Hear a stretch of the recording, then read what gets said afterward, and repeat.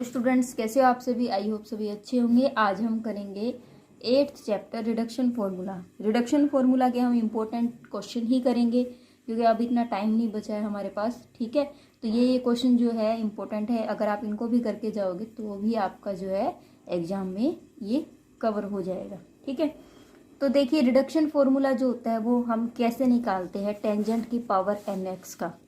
Reduction नाम से पता चलता है कि आपको रिड्यूस करना है फॉर्मूले को। कैसे आपको निकालना बता देती हूँ, याद करने की जरूरत ही नहीं पड़ेगी। आई एन टेंजेंट की पावर, आपको क्या दे रखा है उसने, टेंजेंट की power N X D X, इसको निकालना है। ठीक है, आपको पता है कि साइन और कोस,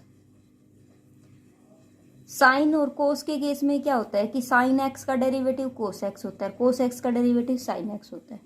ठीक है, ये तो सिंपल एक ही चीज होती है।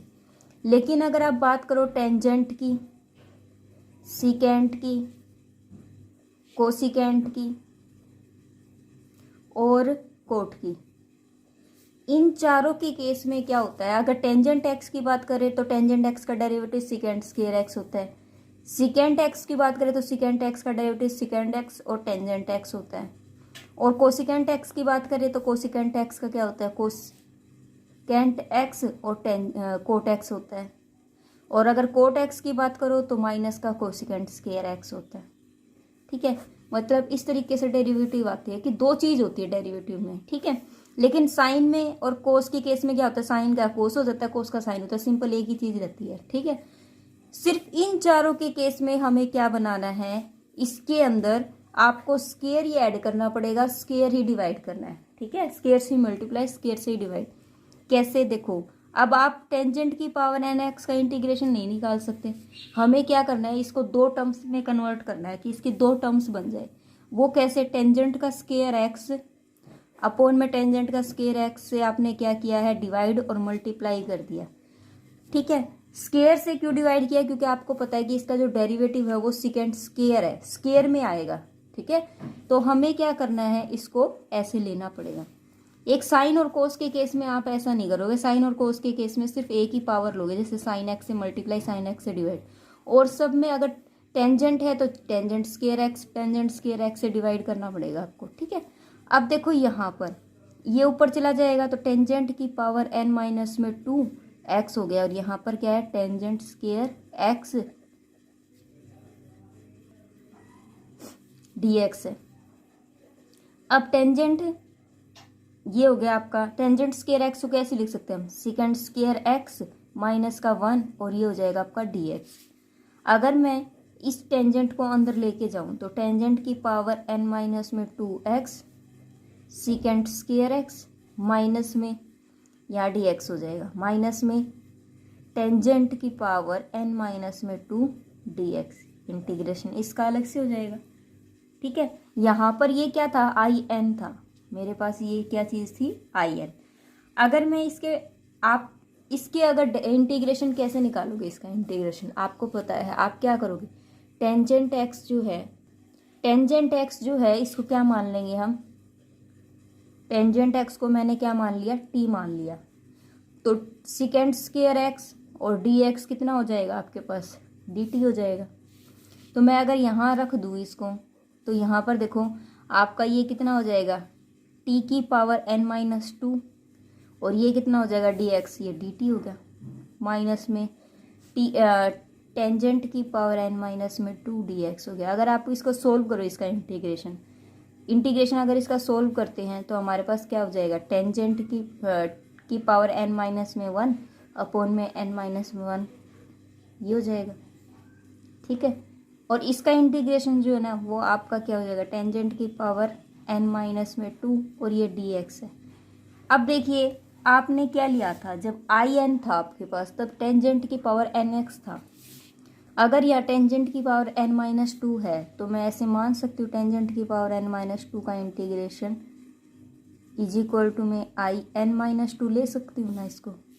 तो मैंने क्या किया, आई एन तो यहाँ था और मैंने यहाँ tangent n minus 1 x upon में n माइनस 1 माइनस में आई n माइनस में 2 ले लिया। ठीक है, ये जो फॉर्मूला बना है ये क्या है, रिडक्शन फॉर्मूला है। ये किसका रिडक्शन फॉर्मूला है, टेंजेंट का, which is reduction formula of tangent. इसी तरीके से अगर आपसे ये पूछ ले कि टेंजेंट की पावर 4x का इंटीग्रेशन में बताओ, ठीक है, तो हम क्या करेंगे टेंजेंट की पावर 4x का। देखो यहाँ पर in था तब तो टेंजेंट की nx का इंटीग्रेशन in बन रहा था। अब यहाँ पर 4 है, बस यहाँ पर देखो यहाँ i 4 रख दो, n की जगह पर क्या रख देंगे हम, 4 रख देंगे। तो टेंजेंट 4 माइनस 1 x अपॉन में 4 माइनस 1 माइनस में i और यहाँ पर क्या हो जाएगा 4 माइनस में 2।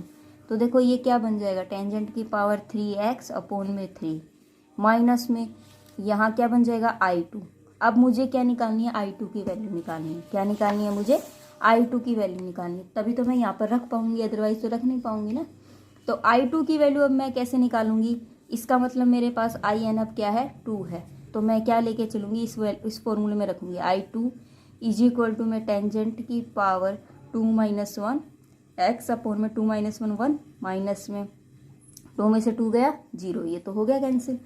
ठीक है, तो i2 की वैल्यू कितनी हो जाएगी आपके पास, टेंजेंट x हो जाएगी, तो मैं यहाँ रख सकती हूँ ना, टेंजेंट की 3x अपॉन में 3 माइनस में टेंजेंट x। इट मीन्स क्या है कि टेंजेंट की 4x और dx का जो इंटीग्रेशन है वो मेरा क्या हो जाएगा, ये हो जाएगा। ठीक है, इसी तरीके से आपको सारे इंटीग्रेशन सोल्व करने हैं। टेंजेंट की तरह ही सेम कोट का होता है। आपको एक बार सिकेंट का और बता देती हूँ ताकि आपका क्वेश्चन जो है सोल्व हो जाए। सिकेंट की तरह ही आपका कोसिकेंट होता है। ठीक है, तो आपको सिकेंट nx dx दे रखा है। आप क्या करोगे, रिडक्शन फॉर्मूले के लिए इंटीग्रेशन में है आपके पास, तो सिकेंट nx बाय पार्ट्स बनाने के लिए मैं क्या करूँगी, सिकेंट स्केयर x से तो मल्टीप्लाई और सिकेंट स्केयर x से डिवाइड करूँगी तो n-2 हो जाएगा ऊपर। ठीक है, अब मुझे क्या करना है, इंटीग्रेशन करना है बाय पार्ट्स। आपको जो इंटीग्रेशन होगा वो क्या होगा, बाय पार्ट्स होगा। तो यहाँ पर ये in चल रहा है हमारे पास। आप क्या करोगे, फर्स्ट सेम सेकंड का डेरिवेटिव इस तरीके से आपको लेना है। ठीक है, फर्स्ट सेम सेकंड का डेरिवेटिव, सेकंड इसको इसलिए फर्स्ट सेम इसको रखना है। ठीक है, फर्स्ट सेम इसको रखना है क्योंकि इसका जो डेरिवेटिव है ना वो टेंजेंट x होता है। नहीं सॉरी गलत बोल दिया मैंने, सिकेंट स्केयर x का जो इंटीग्रेशन होता है ना वो आपका टेंजेंट x होता है। वो क्या होता है, टेंजेंट x, क्योंकि देखो टेंजेंट x का डेरिवेटिव सिकेंट स्केयर x, तो उल्टा हो जाएगा ना, सिकेंट स्केयर का इंटीग्रेशन टेंजेंट x। तो फर्स्ट सेम इसको रखो, सेकंड इसका इंटीग्रेशन। तो मैं क्या करूँगी, सिकेंट की पावर n-2x ले लूँगी, यहाँ पर टेंजेंट x हो जाएगा माइनस में। अब क्या है, जो सेम रखा था उसका क्या लेंगे हम, डेरिवेटिव, तो n-2 आगे आ जाएगा और सिकेंट की पावर n-2 है x, तो क्या हो जाएगा, सिकेंट x का डेरिवेटिव सिकेंट x और टेंजेंट x। ठीक है, n-2 तो n-1 आएगा यहाँ पर, और सिकेंट x टेंजेंट x, और आपके पास सिकेंट स्केयर का इंटीग्रेशन क्या था, टेंजेंट x। ये कितना हो जाएगा आपके पास, dx। यहाँ पर देखो सिकेंट की पावर n-2x और ये हो जाएगा टेंजेंट x माइनस में। आपको n-2 जो है वो साइड में ले लेना बाहर। अब देखिए यहाँ n-1 है, यहाँ पर सिकेंट x है, इसका डेरिवेटिव किया था मैंने, इंटीग्रेशन कर दिया तो n-3 हो जाएगा। n-2 था ना, आगे आके n-3 हो गया, और जब ये इसके साथ ऐड होगा तो क्या हो जाएगा, सिकेंट की पावर n-2 हो जाएगा, और ये टेंजेंट x और ये टेंजेंट x क्या हो जाएगा आपके पास, टेंजेंट स्केयर x dx हो जाएगा। ठीक है, अब देखो अब क्या करना है हमें, सिकेंट की पावर n-2x और ये मेरे पास क्या है, टेंजेंट x माइनस में n-2। अब देखिए, अब मुझे इसको सोल्व करना है, तो मैं टेंजेंट x को कैसे लिख सकती हूँ, सिकेंट स्केयर x में लिख सकती हूँ ना। तो देखो सिकेंट की पावर n-2x और ये हो जाएगा सिकेंट स्केयर x माइनस में 1 dx। यहाँ पर क्या है, secant n-2x tangent x minus में n-2, ये कितना हो जाएगा। अब देखो सिकेंट की पावर n-2, इसको अलग अलग कर दो, सेकेंड की पावर n-2 से n-2 वाला कैंसिल हो जाएगा तो nx, ठीक है। और ये कितना हो जाएगा, माइनस माइनस ये प्लस का हो जाएगा n-2, और ये हो जाएगा आपका सेकेंड की पावर n-2 x dx हो जाएगा, ठीक है। ये हो गया। अब यहाँ पर देखो सेकेंड की पावर n-2,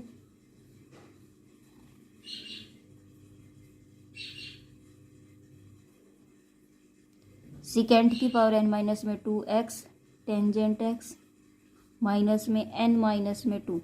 अब देखो ये सेकेंड की पावर nx क्या मान के चले थे हम, in मान के चले थे ना, in इज इक्वल टू में सेकेंड की पावर nx, तो मैं यहाँ रख दूंगी in प्लस में n-2। अगर ये in सेकेंड की पावर nx है तो अगर मैं n-2 यहाँ कर दूँ तो ये n-2 हो जाएगा, तो मैंने यहाँ ले लिया in-2, ठीक है। तो देखो यहाँ पर in है, ये in इसके पास चला जाएगा तो in प्लस में n-2 in is equal to में क्या बचा, सेकेंड की power n-2 x tangent x plus में n-2, और ये हो जाएगा in-2। इसको अगर करेंगे तो in प्लस में n in माइनस में 2 in, ये इसमें से घटेगा तो ये कितना हो जाएगा n माइनस में in।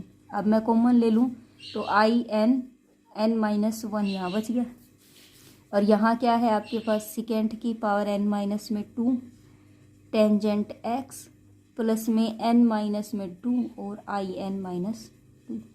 ये in यहीं रह जाएगा और n-1 नीचे आ जाएगा, तो सेकेंड की power n-2 x tangent x upon में n-1 प्लस में n-2 अपॉन n-1, ठीक है। और यहाँ पर क्या है in-2, ठीक है।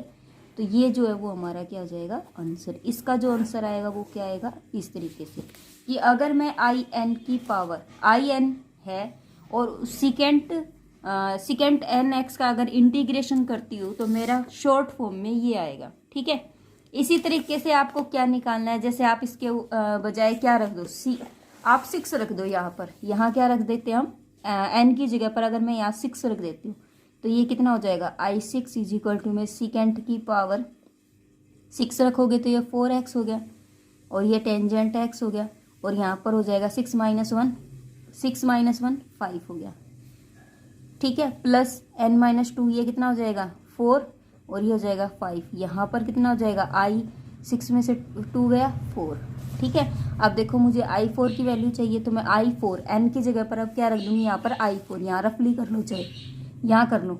i4 इज इक्वल टू में कितना हो जाएगा सेकेंड की पावर 2x अपॉन में टेंजेंट x, और यहाँ हो जाएगा 2 प्लस में 4 में से 2 गया 2, 4 में से 1 गया 3, 2/3 i2 हो जाएगा। अब मुझे i2 की वैल्यू चाहिएगी तो मैं यहाँ पर i2 की वैल्यू रख दूंगी, तो यहाँ पर कितना हो जाएगा सेकेंड की 0x टेंजेंट x, और 2 माइनस 1 कितना हो जाएगा 1, प्लस में ये हो जाएगा 0, तो कितना बच गया, ये तो किसी की भी पावर 0 होती है तो 1 होता है, तो टेंजेंट x बच गया। अब पुट करते जाओ, देखो i6 के अंदर पुट करना है तो ये कितना हो जाएगा सेकेंड की 4x टेंजेंट x अपॉन में 5 प्लस में 4/5, ठीक है। यहाँ पर कितना हो जाएगा ये सेकेंड की square x tangent x by 2 plus में 2/3, i2 की वैल्यू कितनी है टेंजेंट x, ठीक है। तो ये देखो सेकेंड की पावर कितना हो गया आपका आंसर, सेकेंड की power 4x tangent x upon में 5 प्लस में 4/5 और second square x tangent x upon में 2 से 2 कैंसिल, प्लस में 4/5 इंटू में 2/3, और ये हो जाएगा टेंजेंट x। ये जो है आपका सॉल्यूशन हो जाएगा इसका, ठीक है। इस तरीके से आपको सोल्व करने हैं सारे क्वेश्चन। अब देखिए जो क्वेश्चन है आपका एग्जाम्पल फर्स्ट में क्या दिया हुआ है, un आपको दिया हुआ है 0 to π/4 टेंजेंट की पावर nx, ठीक है dx। आपको शो क्या करना है un प्लस में un माइनस में 2 इज इक्वल टू में 1/n-1, और आपको क्या इवेल्यूट करना है u की 5 पे इवेल्यूट करना है। कैसे करेंगे देखो, अगर आपको ये फॉर्मूले याद हो जाते हैं तो अच्छी बात है, अगर आपको याद नहीं होते हैं तो आप क्या करोगे, इस तरीके से एक बार आप क्वेश्चन निकालोगे, फिर आप इसको डायरेक्ट रख दोगे। ठीक है, इसी तरीके से मान लीजिए ये है, अगर आपको याद हो जाता है तो ठीक है, गुड बात है। अगर नहीं होता तो आप इसको क्या करोगे, आप इस तरीके से ड्राइव करोगे। ड्राइव करने के बाद आपको ये फॉर्मूला मिल जाएगा, फिर आप इसके अंदर वैल्यू को रख के सोल्व कर सकते हो। ठीक है, तो वैसे याद करने का तरीका बिल्कुल भी मुश्किल भी नहीं है। आपको याद क्या करना है, आई एन है। अगर आपका टेंजेंट का केस बनता है तो टेंजेंट की पावर, टेंजेंट यहाँ पर क्या है, एन है। अगर टेंजेंट एन है तो टेंजेंट की पावर n-1 और n-1 ही यहाँ आएगा। यहाँ अगर n-1 है तो यहाँ n-2 करना है, बस इतना ही करना है। अगर n-1 यहाँ है तो n-2। देखो टर्म्स बन रही है, यहाँ आई एन की टर्म्स थी, यहाँ n-1, एक एक कम हो गया, n-1 की, और यहाँ n-2 की टर्म्स आई है। ठीक है, इसी तरीके से कोट के केस में है, अगर यहाँ आई एन है, बस टेंजेंट की जगह पर क्या आ जाएगा, कोट। कोट की पावर n-1 x और n-1 माइनस में n-2, ये है कोट का। टेंजेंट और कोट का तो ये हो गया। अब सिकेंट और कोसिकेंट का याद करने का तरीका क्या है कि यहाँ अगर आपका n-1 n है, ठीक है, n है, तो आपको यहाँ n-2 लेना है। क्या लेना है आपको, n-2। तो सिकेंट n-2। अब आप कहोगे यहाँ टेंजेंट x है, तो देखो सिकेंट x का जो आप इंटीग्रेशन या डेरिवेटिव करते हो तो सिकेंट x और टेंजेंट x इकट्ठे रहते हैं ना, तो आपको यहाँ पर भी इकट्ठा ही रखना है। तो सिकेंट की power n-2 tangent x upon में n-1 लेना है। आपको क्या लेना है, अपॉन में n-1। अब देखो यहाँ पर टेंजेंट x एक वैल्यू और आ गई, एक वैल्यू और आ गई। अगर मैं इसका मान लीजिए पावर को इसके साथ ऐड करूंगी तो n-1 ही रहेगी ना, बात तो वही रहेगी ना। यहाँ पर n-2, अगर यहाँ n-2 है और यहाँ n-1 है, एज इट इज, और i n-2 ये सिकेंट का भी यही है और कोसिकेंट का भी यही है। बस सिकेंट की जगह पर क्या हो जाएगा, कोसिकेंट, और टेंजेंट की जगह पर क्या हो जाएगा, इसका कोट हो जाएगा। बस इतना ही करना है। ठीक है, सेम वही रहेगा। अगर आप याद कर लेते हो तो ठीक है, नहीं करते तो फिर आपको ऐसे करना है। अब जैसे कि मान लीजिए मेरे पास है un, मैं डायरेक्ट फॉर्मूले का यूज कर रही हूँ। कैसे, मुझे याद है कि टेंजेंट की पावर अगर यहाँ n था तो यहाँ n-1 x और n-1 एज इट इज उतारना है। ठीक है, फिर माइनस में क्या लेना है, यहाँ पर क्या लेंगे हम, यहाँ पर लेंगे आप i की पावर n- में क्या लोगे आप, n-2, क्योंकि मैंने बताया था ना यहाँ n है, यहाँ n-1 और यहाँ क्या हो जाएगा आपके पास n-2 हो जाएगा। देखो क्या फॉर्मूला मैच कर रहा है मेरा, बिल्कुल मैच है कि यहाँ पर क्या है आपका in-2 हो जाएगा। ठीक है, सिर्फ इतना ही तरीका आपको लगाना है यहाँ पर।